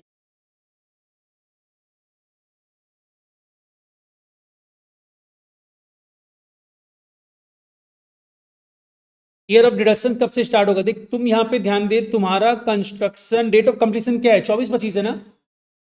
तो स्टार्ट होगा एक 24-25 में डिडक्शन मिलेगा, एक 25-26 में मिलेगा, एक 26-27 में मिलेगा, एक 27-28 में मिलेगा, एक। लेकिन हमको सबसे मतलब नहीं है, हमको अपने प्रीवियस ईयर से मतलब है।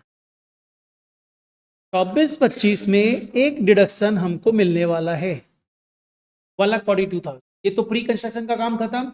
Now move to post construction period interest.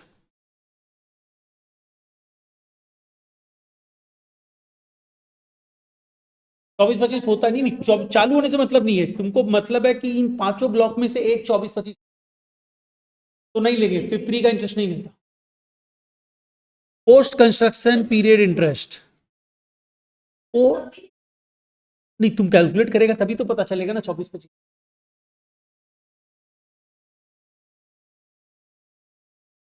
अब हम लोग यहां पे आएंगे पीरियड।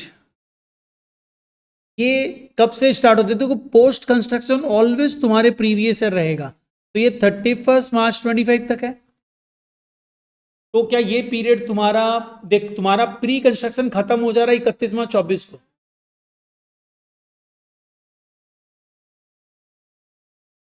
तो अरे 1 रुपया है तो भी डिवाइड बाई 50, 5 करना रूल है ना, रूल में रिजिडिटी होता है।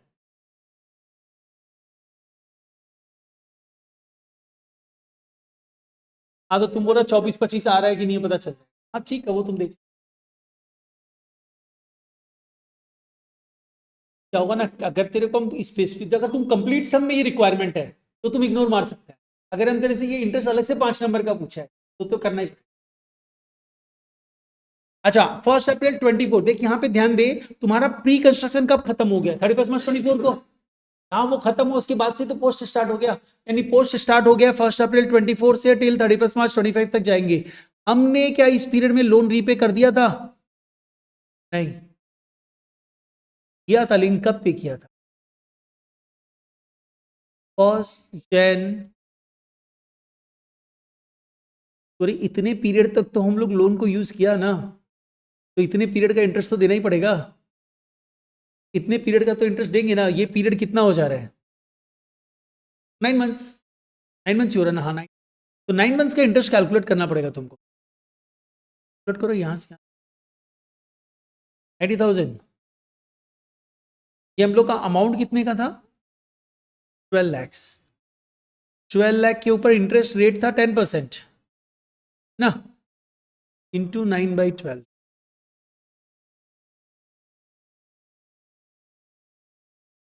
90,000। इसमें कोई इंस्टॉलमेंट नहीं होता है, ये पूरा कंसीडर किया जाता है,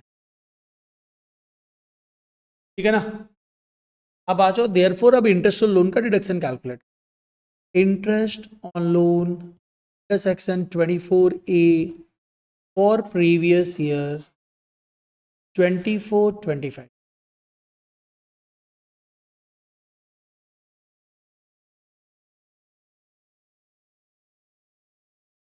प्री था 1,42,000 ना, एंड पोस्ट है 90,000।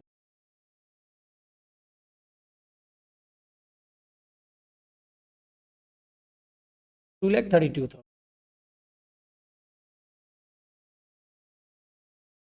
डन, समझ में आया कैलकुलेशन? एक नोट लिखो।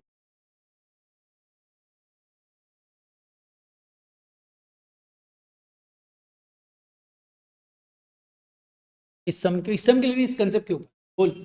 वो तुमको जाना है, चला जा। लेकिन थोड़ा देख, इसमें क्या है ना, सपोज कर ले हम लोग क्या किए ना, लोन जो था 12 लाख था, तो उनको रीपे कर दिए बीच में, और रीपेमेंट करना था मेरे को इसलिए कर दिए। और उसको रीपेमेंट करने के लिए ना, मेरे पास कैश नहीं था। हम सपोज करो खुशी से लोन लेके रीपे किया, क्या खुशी से जो लोन ले रहे हैं उसके ऊपर भी इंटरेस्ट का डिडक्शन अलाउड होगा? लोन टेकन टू पे ओरिजिनल, 12 लाख का लोन था ना, हम रीपे करने के लिए इससे 10 लाख का लोन लिया, 12 लाख का लोन लिया, अलाउड होगा। हम 15 लाख का लोन ले लिया तो भी अलाउड होगा, कितना अमाउंट तक? 12 lakh. Loan taken to repay original loan, interest on loan taken to repay original loan will also be allowed, ठीक है। ओरिजिनल लोन को रीपे करने के लिए अगर हम कोई दूसरा लोन लेते हैं तो उसके ऊपर जो इंटरेस्ट होगा वो भी allowed.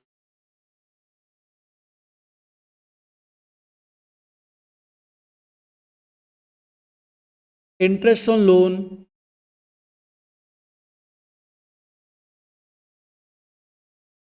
On fresh loan taken to repay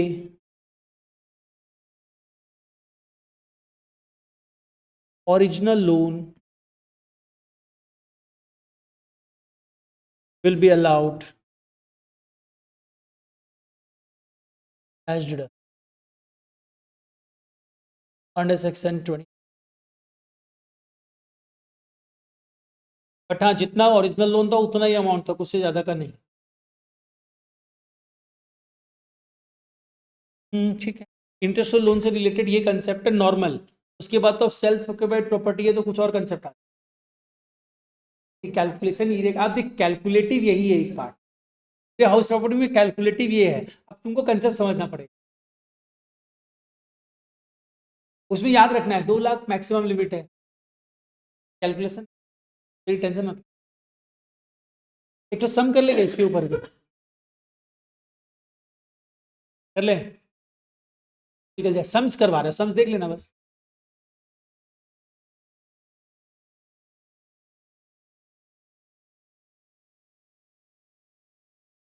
देखो, mister A took loan of rupees 15 lakhs on 1st January 19 to construct a house property.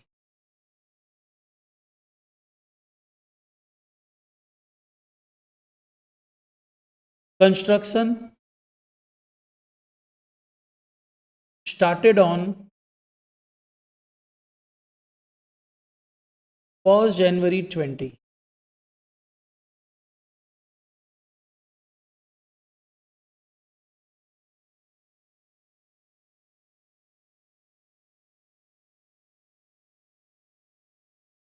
Loan to be paid as follows.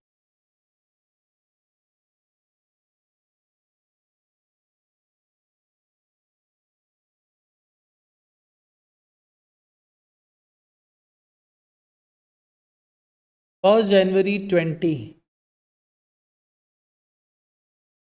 rupees 5 lakhs. 1st January 22, rupees 5 lakhs. 1st January 24, rupees 5 lakhs.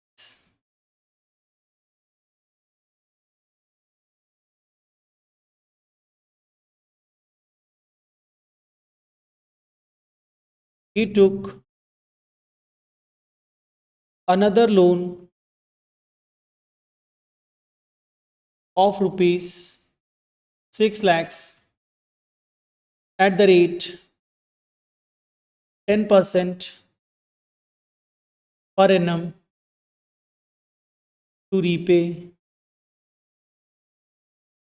loan installment on 1st January 20.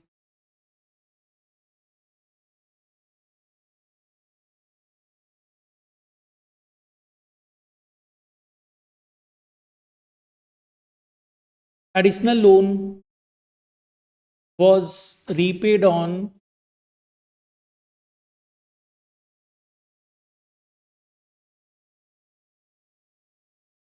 31st March 24.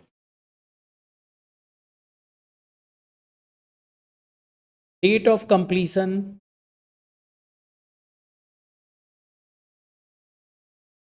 1st July 20.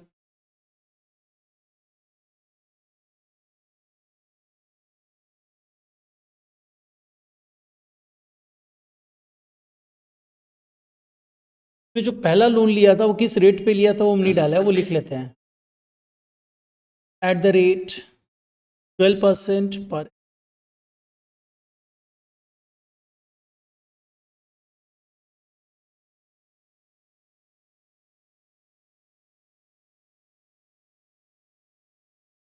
देखो, सबसे पहले आओ pre construction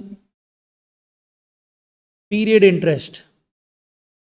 अगर हम लोग pre construction period interest लेते हैं तो यहां पे सबसे पहला क्वेश्चन आता है, सर पीरियड कंसीडर करिए। तो देख, प्री कंस्ट्रक्शन पीरियड कब से स्टार्ट होगा पहले ये देखो। हमने लोन कब लिया था? 1st जनवरी 19 को। कंस्ट्रक्शन स्टार्ट कब हुआ? अपनी 1 जनवरी 20 से लेंगे, एवरेज लेटर 1st जनवरी 20। तो हम लोग का पीरियड स्टार्ट होगा 1st जैन 20 से एंड एंड होगा कब?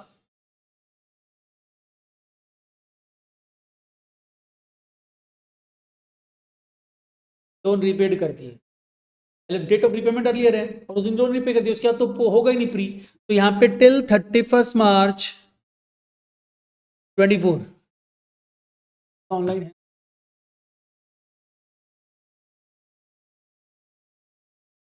पढ़ रही है कि नहीं पढ़ रही है पता नहीं,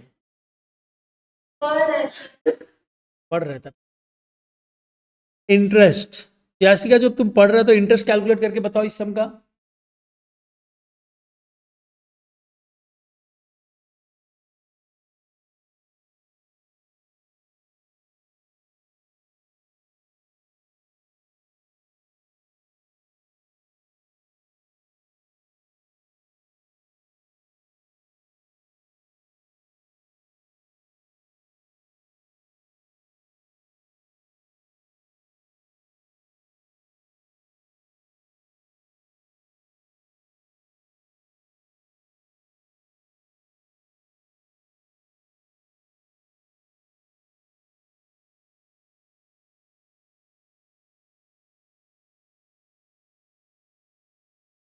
ये जो 1 जनवरी 20 को तुम एक 5 लाख पे कर दिया है, उसके ऊपर तो इंटरेस्ट कैलकुलेट ही नहीं होगा। होगा क्या? इस 5 लाख के ऊपर होगा, कहां से कहां तक? इस 5 लाख क्यों, 10 लाख के ऊपर कैलकुलेट है। ये थोड़ा सा शेड्यूलिंग ध्यान रखना। हम लोग क्या कर रहे हैं ना, हम लोग 1 जनवरी 20 से इंटरेस्ट कैलकुलेट करेंगे। कब कब रीपेमेंट डेट है, एक बार हम तुम लोग को समझाने के लिए लिख रहे हैं। एक रीपेमेंट डेट है 1 जनवरी 22 ना, और दूसरा रीपेमेंट डेट है 1 जनवरी, और लास्ट रीपेमेंट डेट अपना जो हो रहा है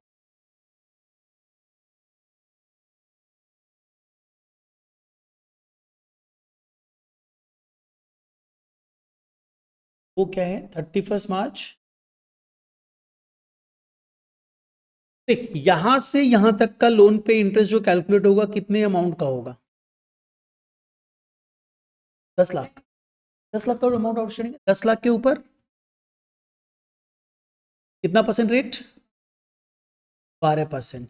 कितने पीरियड के लिए? ये 2 साल है। Into two simply. अब इसके बाद नेक्स्ट पार्ट में आओ। नेक्स्ट पार्ट मतलब यहां 1 जनवरी 22 को तुम क्या किया, एक 5 लाख पे कर दिया। 1 जनवरी 22 को एक 5 लाख पे कर दिया, ठीक है ना खुशी? एक 5 लाख पे कर दिया, तो अब जो अमाउंट यहां पे बच रहा है वो कितना अमाउंट बच रहा है? तो यहां पे अपने आप जो लेंगे 5 लाख के ऊपर इंटरेस्ट कैलकुलेट करेंगे एट द रेट 12%। कितने पीरियड के लिए? 2 साल। अब आओ नेक्स्ट पार्ट। नेक्स्ट पार्ट क्या हुआ, अब फर्दर हम यहां 5 लाख भी तो पे कर दिए, अब तो लोन जीरो हो गया, इंटरेस्ट नहीं होगा। हम लोग उसको रीपे करने के लिए एक और लोन ले लिए जो 6 लाख का था। तो अब जो इंटरेस्ट कैलकुलेट होगा यहां से यहां तक का, वो इंटरेस्ट कितने पीरियड का और कितने अमाउंट का होगा? 6 लाख पे ना, 5 लाख से ज्यादा का ओरिजिनल है ही नहीं, ओरिजिनल लोन तो 5 लाख का ही है। नहीं, वो तो जो यहाँ पे रीपे का लोन तो अपने पास, जो जिस दिन हम लोग वापस नया लोन लिए उस समय मेरा लोन आउटस्टैंडिंग कितने का था? 5 लाख का। 5 लाख को रीपे करने के लिए हम 6 लाख का लोन ले रहे हैं, तो बोलता नहीं भाई, ओरिजिनल लोन तो 5 लाख का ही था, तो उतने का इंटरेस्ट अलाउ करेंगे, 5 लाख। तो यहाँ पे 5 लाख का अमाउंट लेंगे, कितना परसेंट इंटरेस्ट? अब 10% इंटरेस्ट रेट है, तो इंटू 10%, इंटू कितना पीरियड? जैसे 12 मंथ्स, 3 महीना। है समझ में? ये हम जबरदस्ती इतना ट्विस्ट कर दिया, सीयू में कभी इतना ट्विस्ट नहीं। यहाँ पे कितना कितना अमाउंट आ रहा है? हाँ, अरे एग्जाम में भी तुम लोग कितना डिजाइन बना सकते हैं।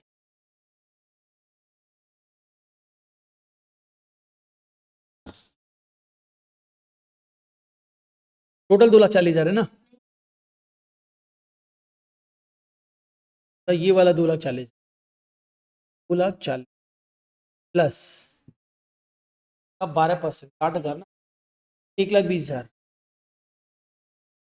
तीसरा बता चेरी कितना है? 12,070। बस ये कैलकुलेशन ही था और कुछ नहीं। अब इसको डिवाइड कर देंगे इंस्टॉलमेंट्स में।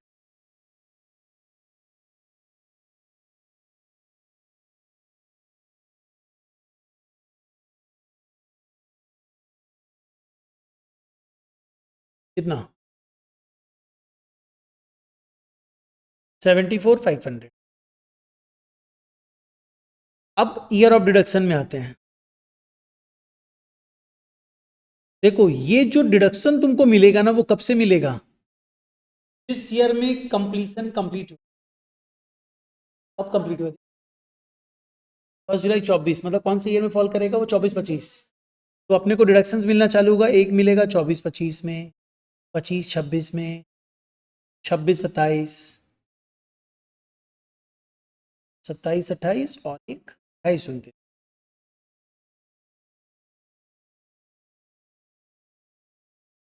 हम इसमें ढूंढेंगे मेरा प्रीवियस ईयर है क्या है। तो मेरे को एक 74,500 का प्री डिडक्शन तो मिलना ही है।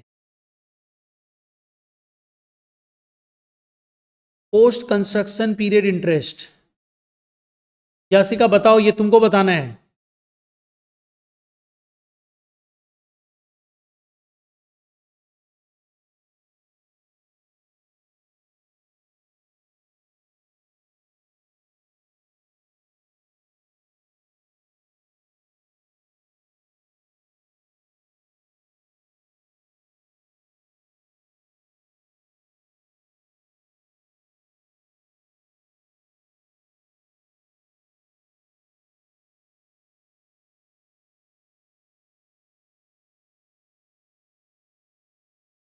देख हम क्या बताया था, पोस्ट कंस्ट्रक्शन पीरियड कब से कब तक का होना चाहिए? ये जो पीरियड स्टार्ट हो, क्या क्या? हाँ हाँ, तो बस तुम बोल दो कि इंटरेस्ट नहीं होगा। तो इस पीरियड में तो लोन आउटस्टैंडिंग नहीं था, था क्या? तो इसका मतलब इंटरेस्ट, हाँ लोन 31 मार्च 24 तक पूरा रिपेड हो गया था। तो 1/4/24 को तो लोन ही आउटस्टैंडिंग नहीं है, तो इंटरेस्ट किस, मतलब नो इंटरेस्ट। तो अब अपने बात करेंगे sir interest on loan under section 24B for previous year 24-25 कितना होना चाहिए?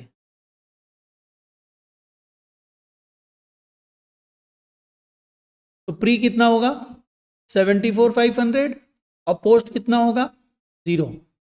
इसका मतलब सिर्फ 74,500 का डिडक्शन।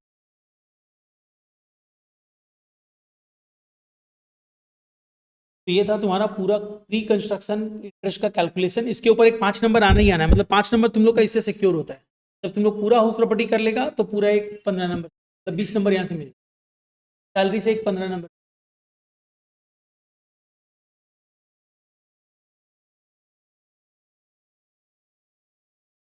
उसको हम लोग कमिंग मैक्स से मैक्स 3 क्लास लेंगे, उसमें कंप्लीट कर लेंगे। 2 क्लास में हम ट्राई करेगा कि खत्म।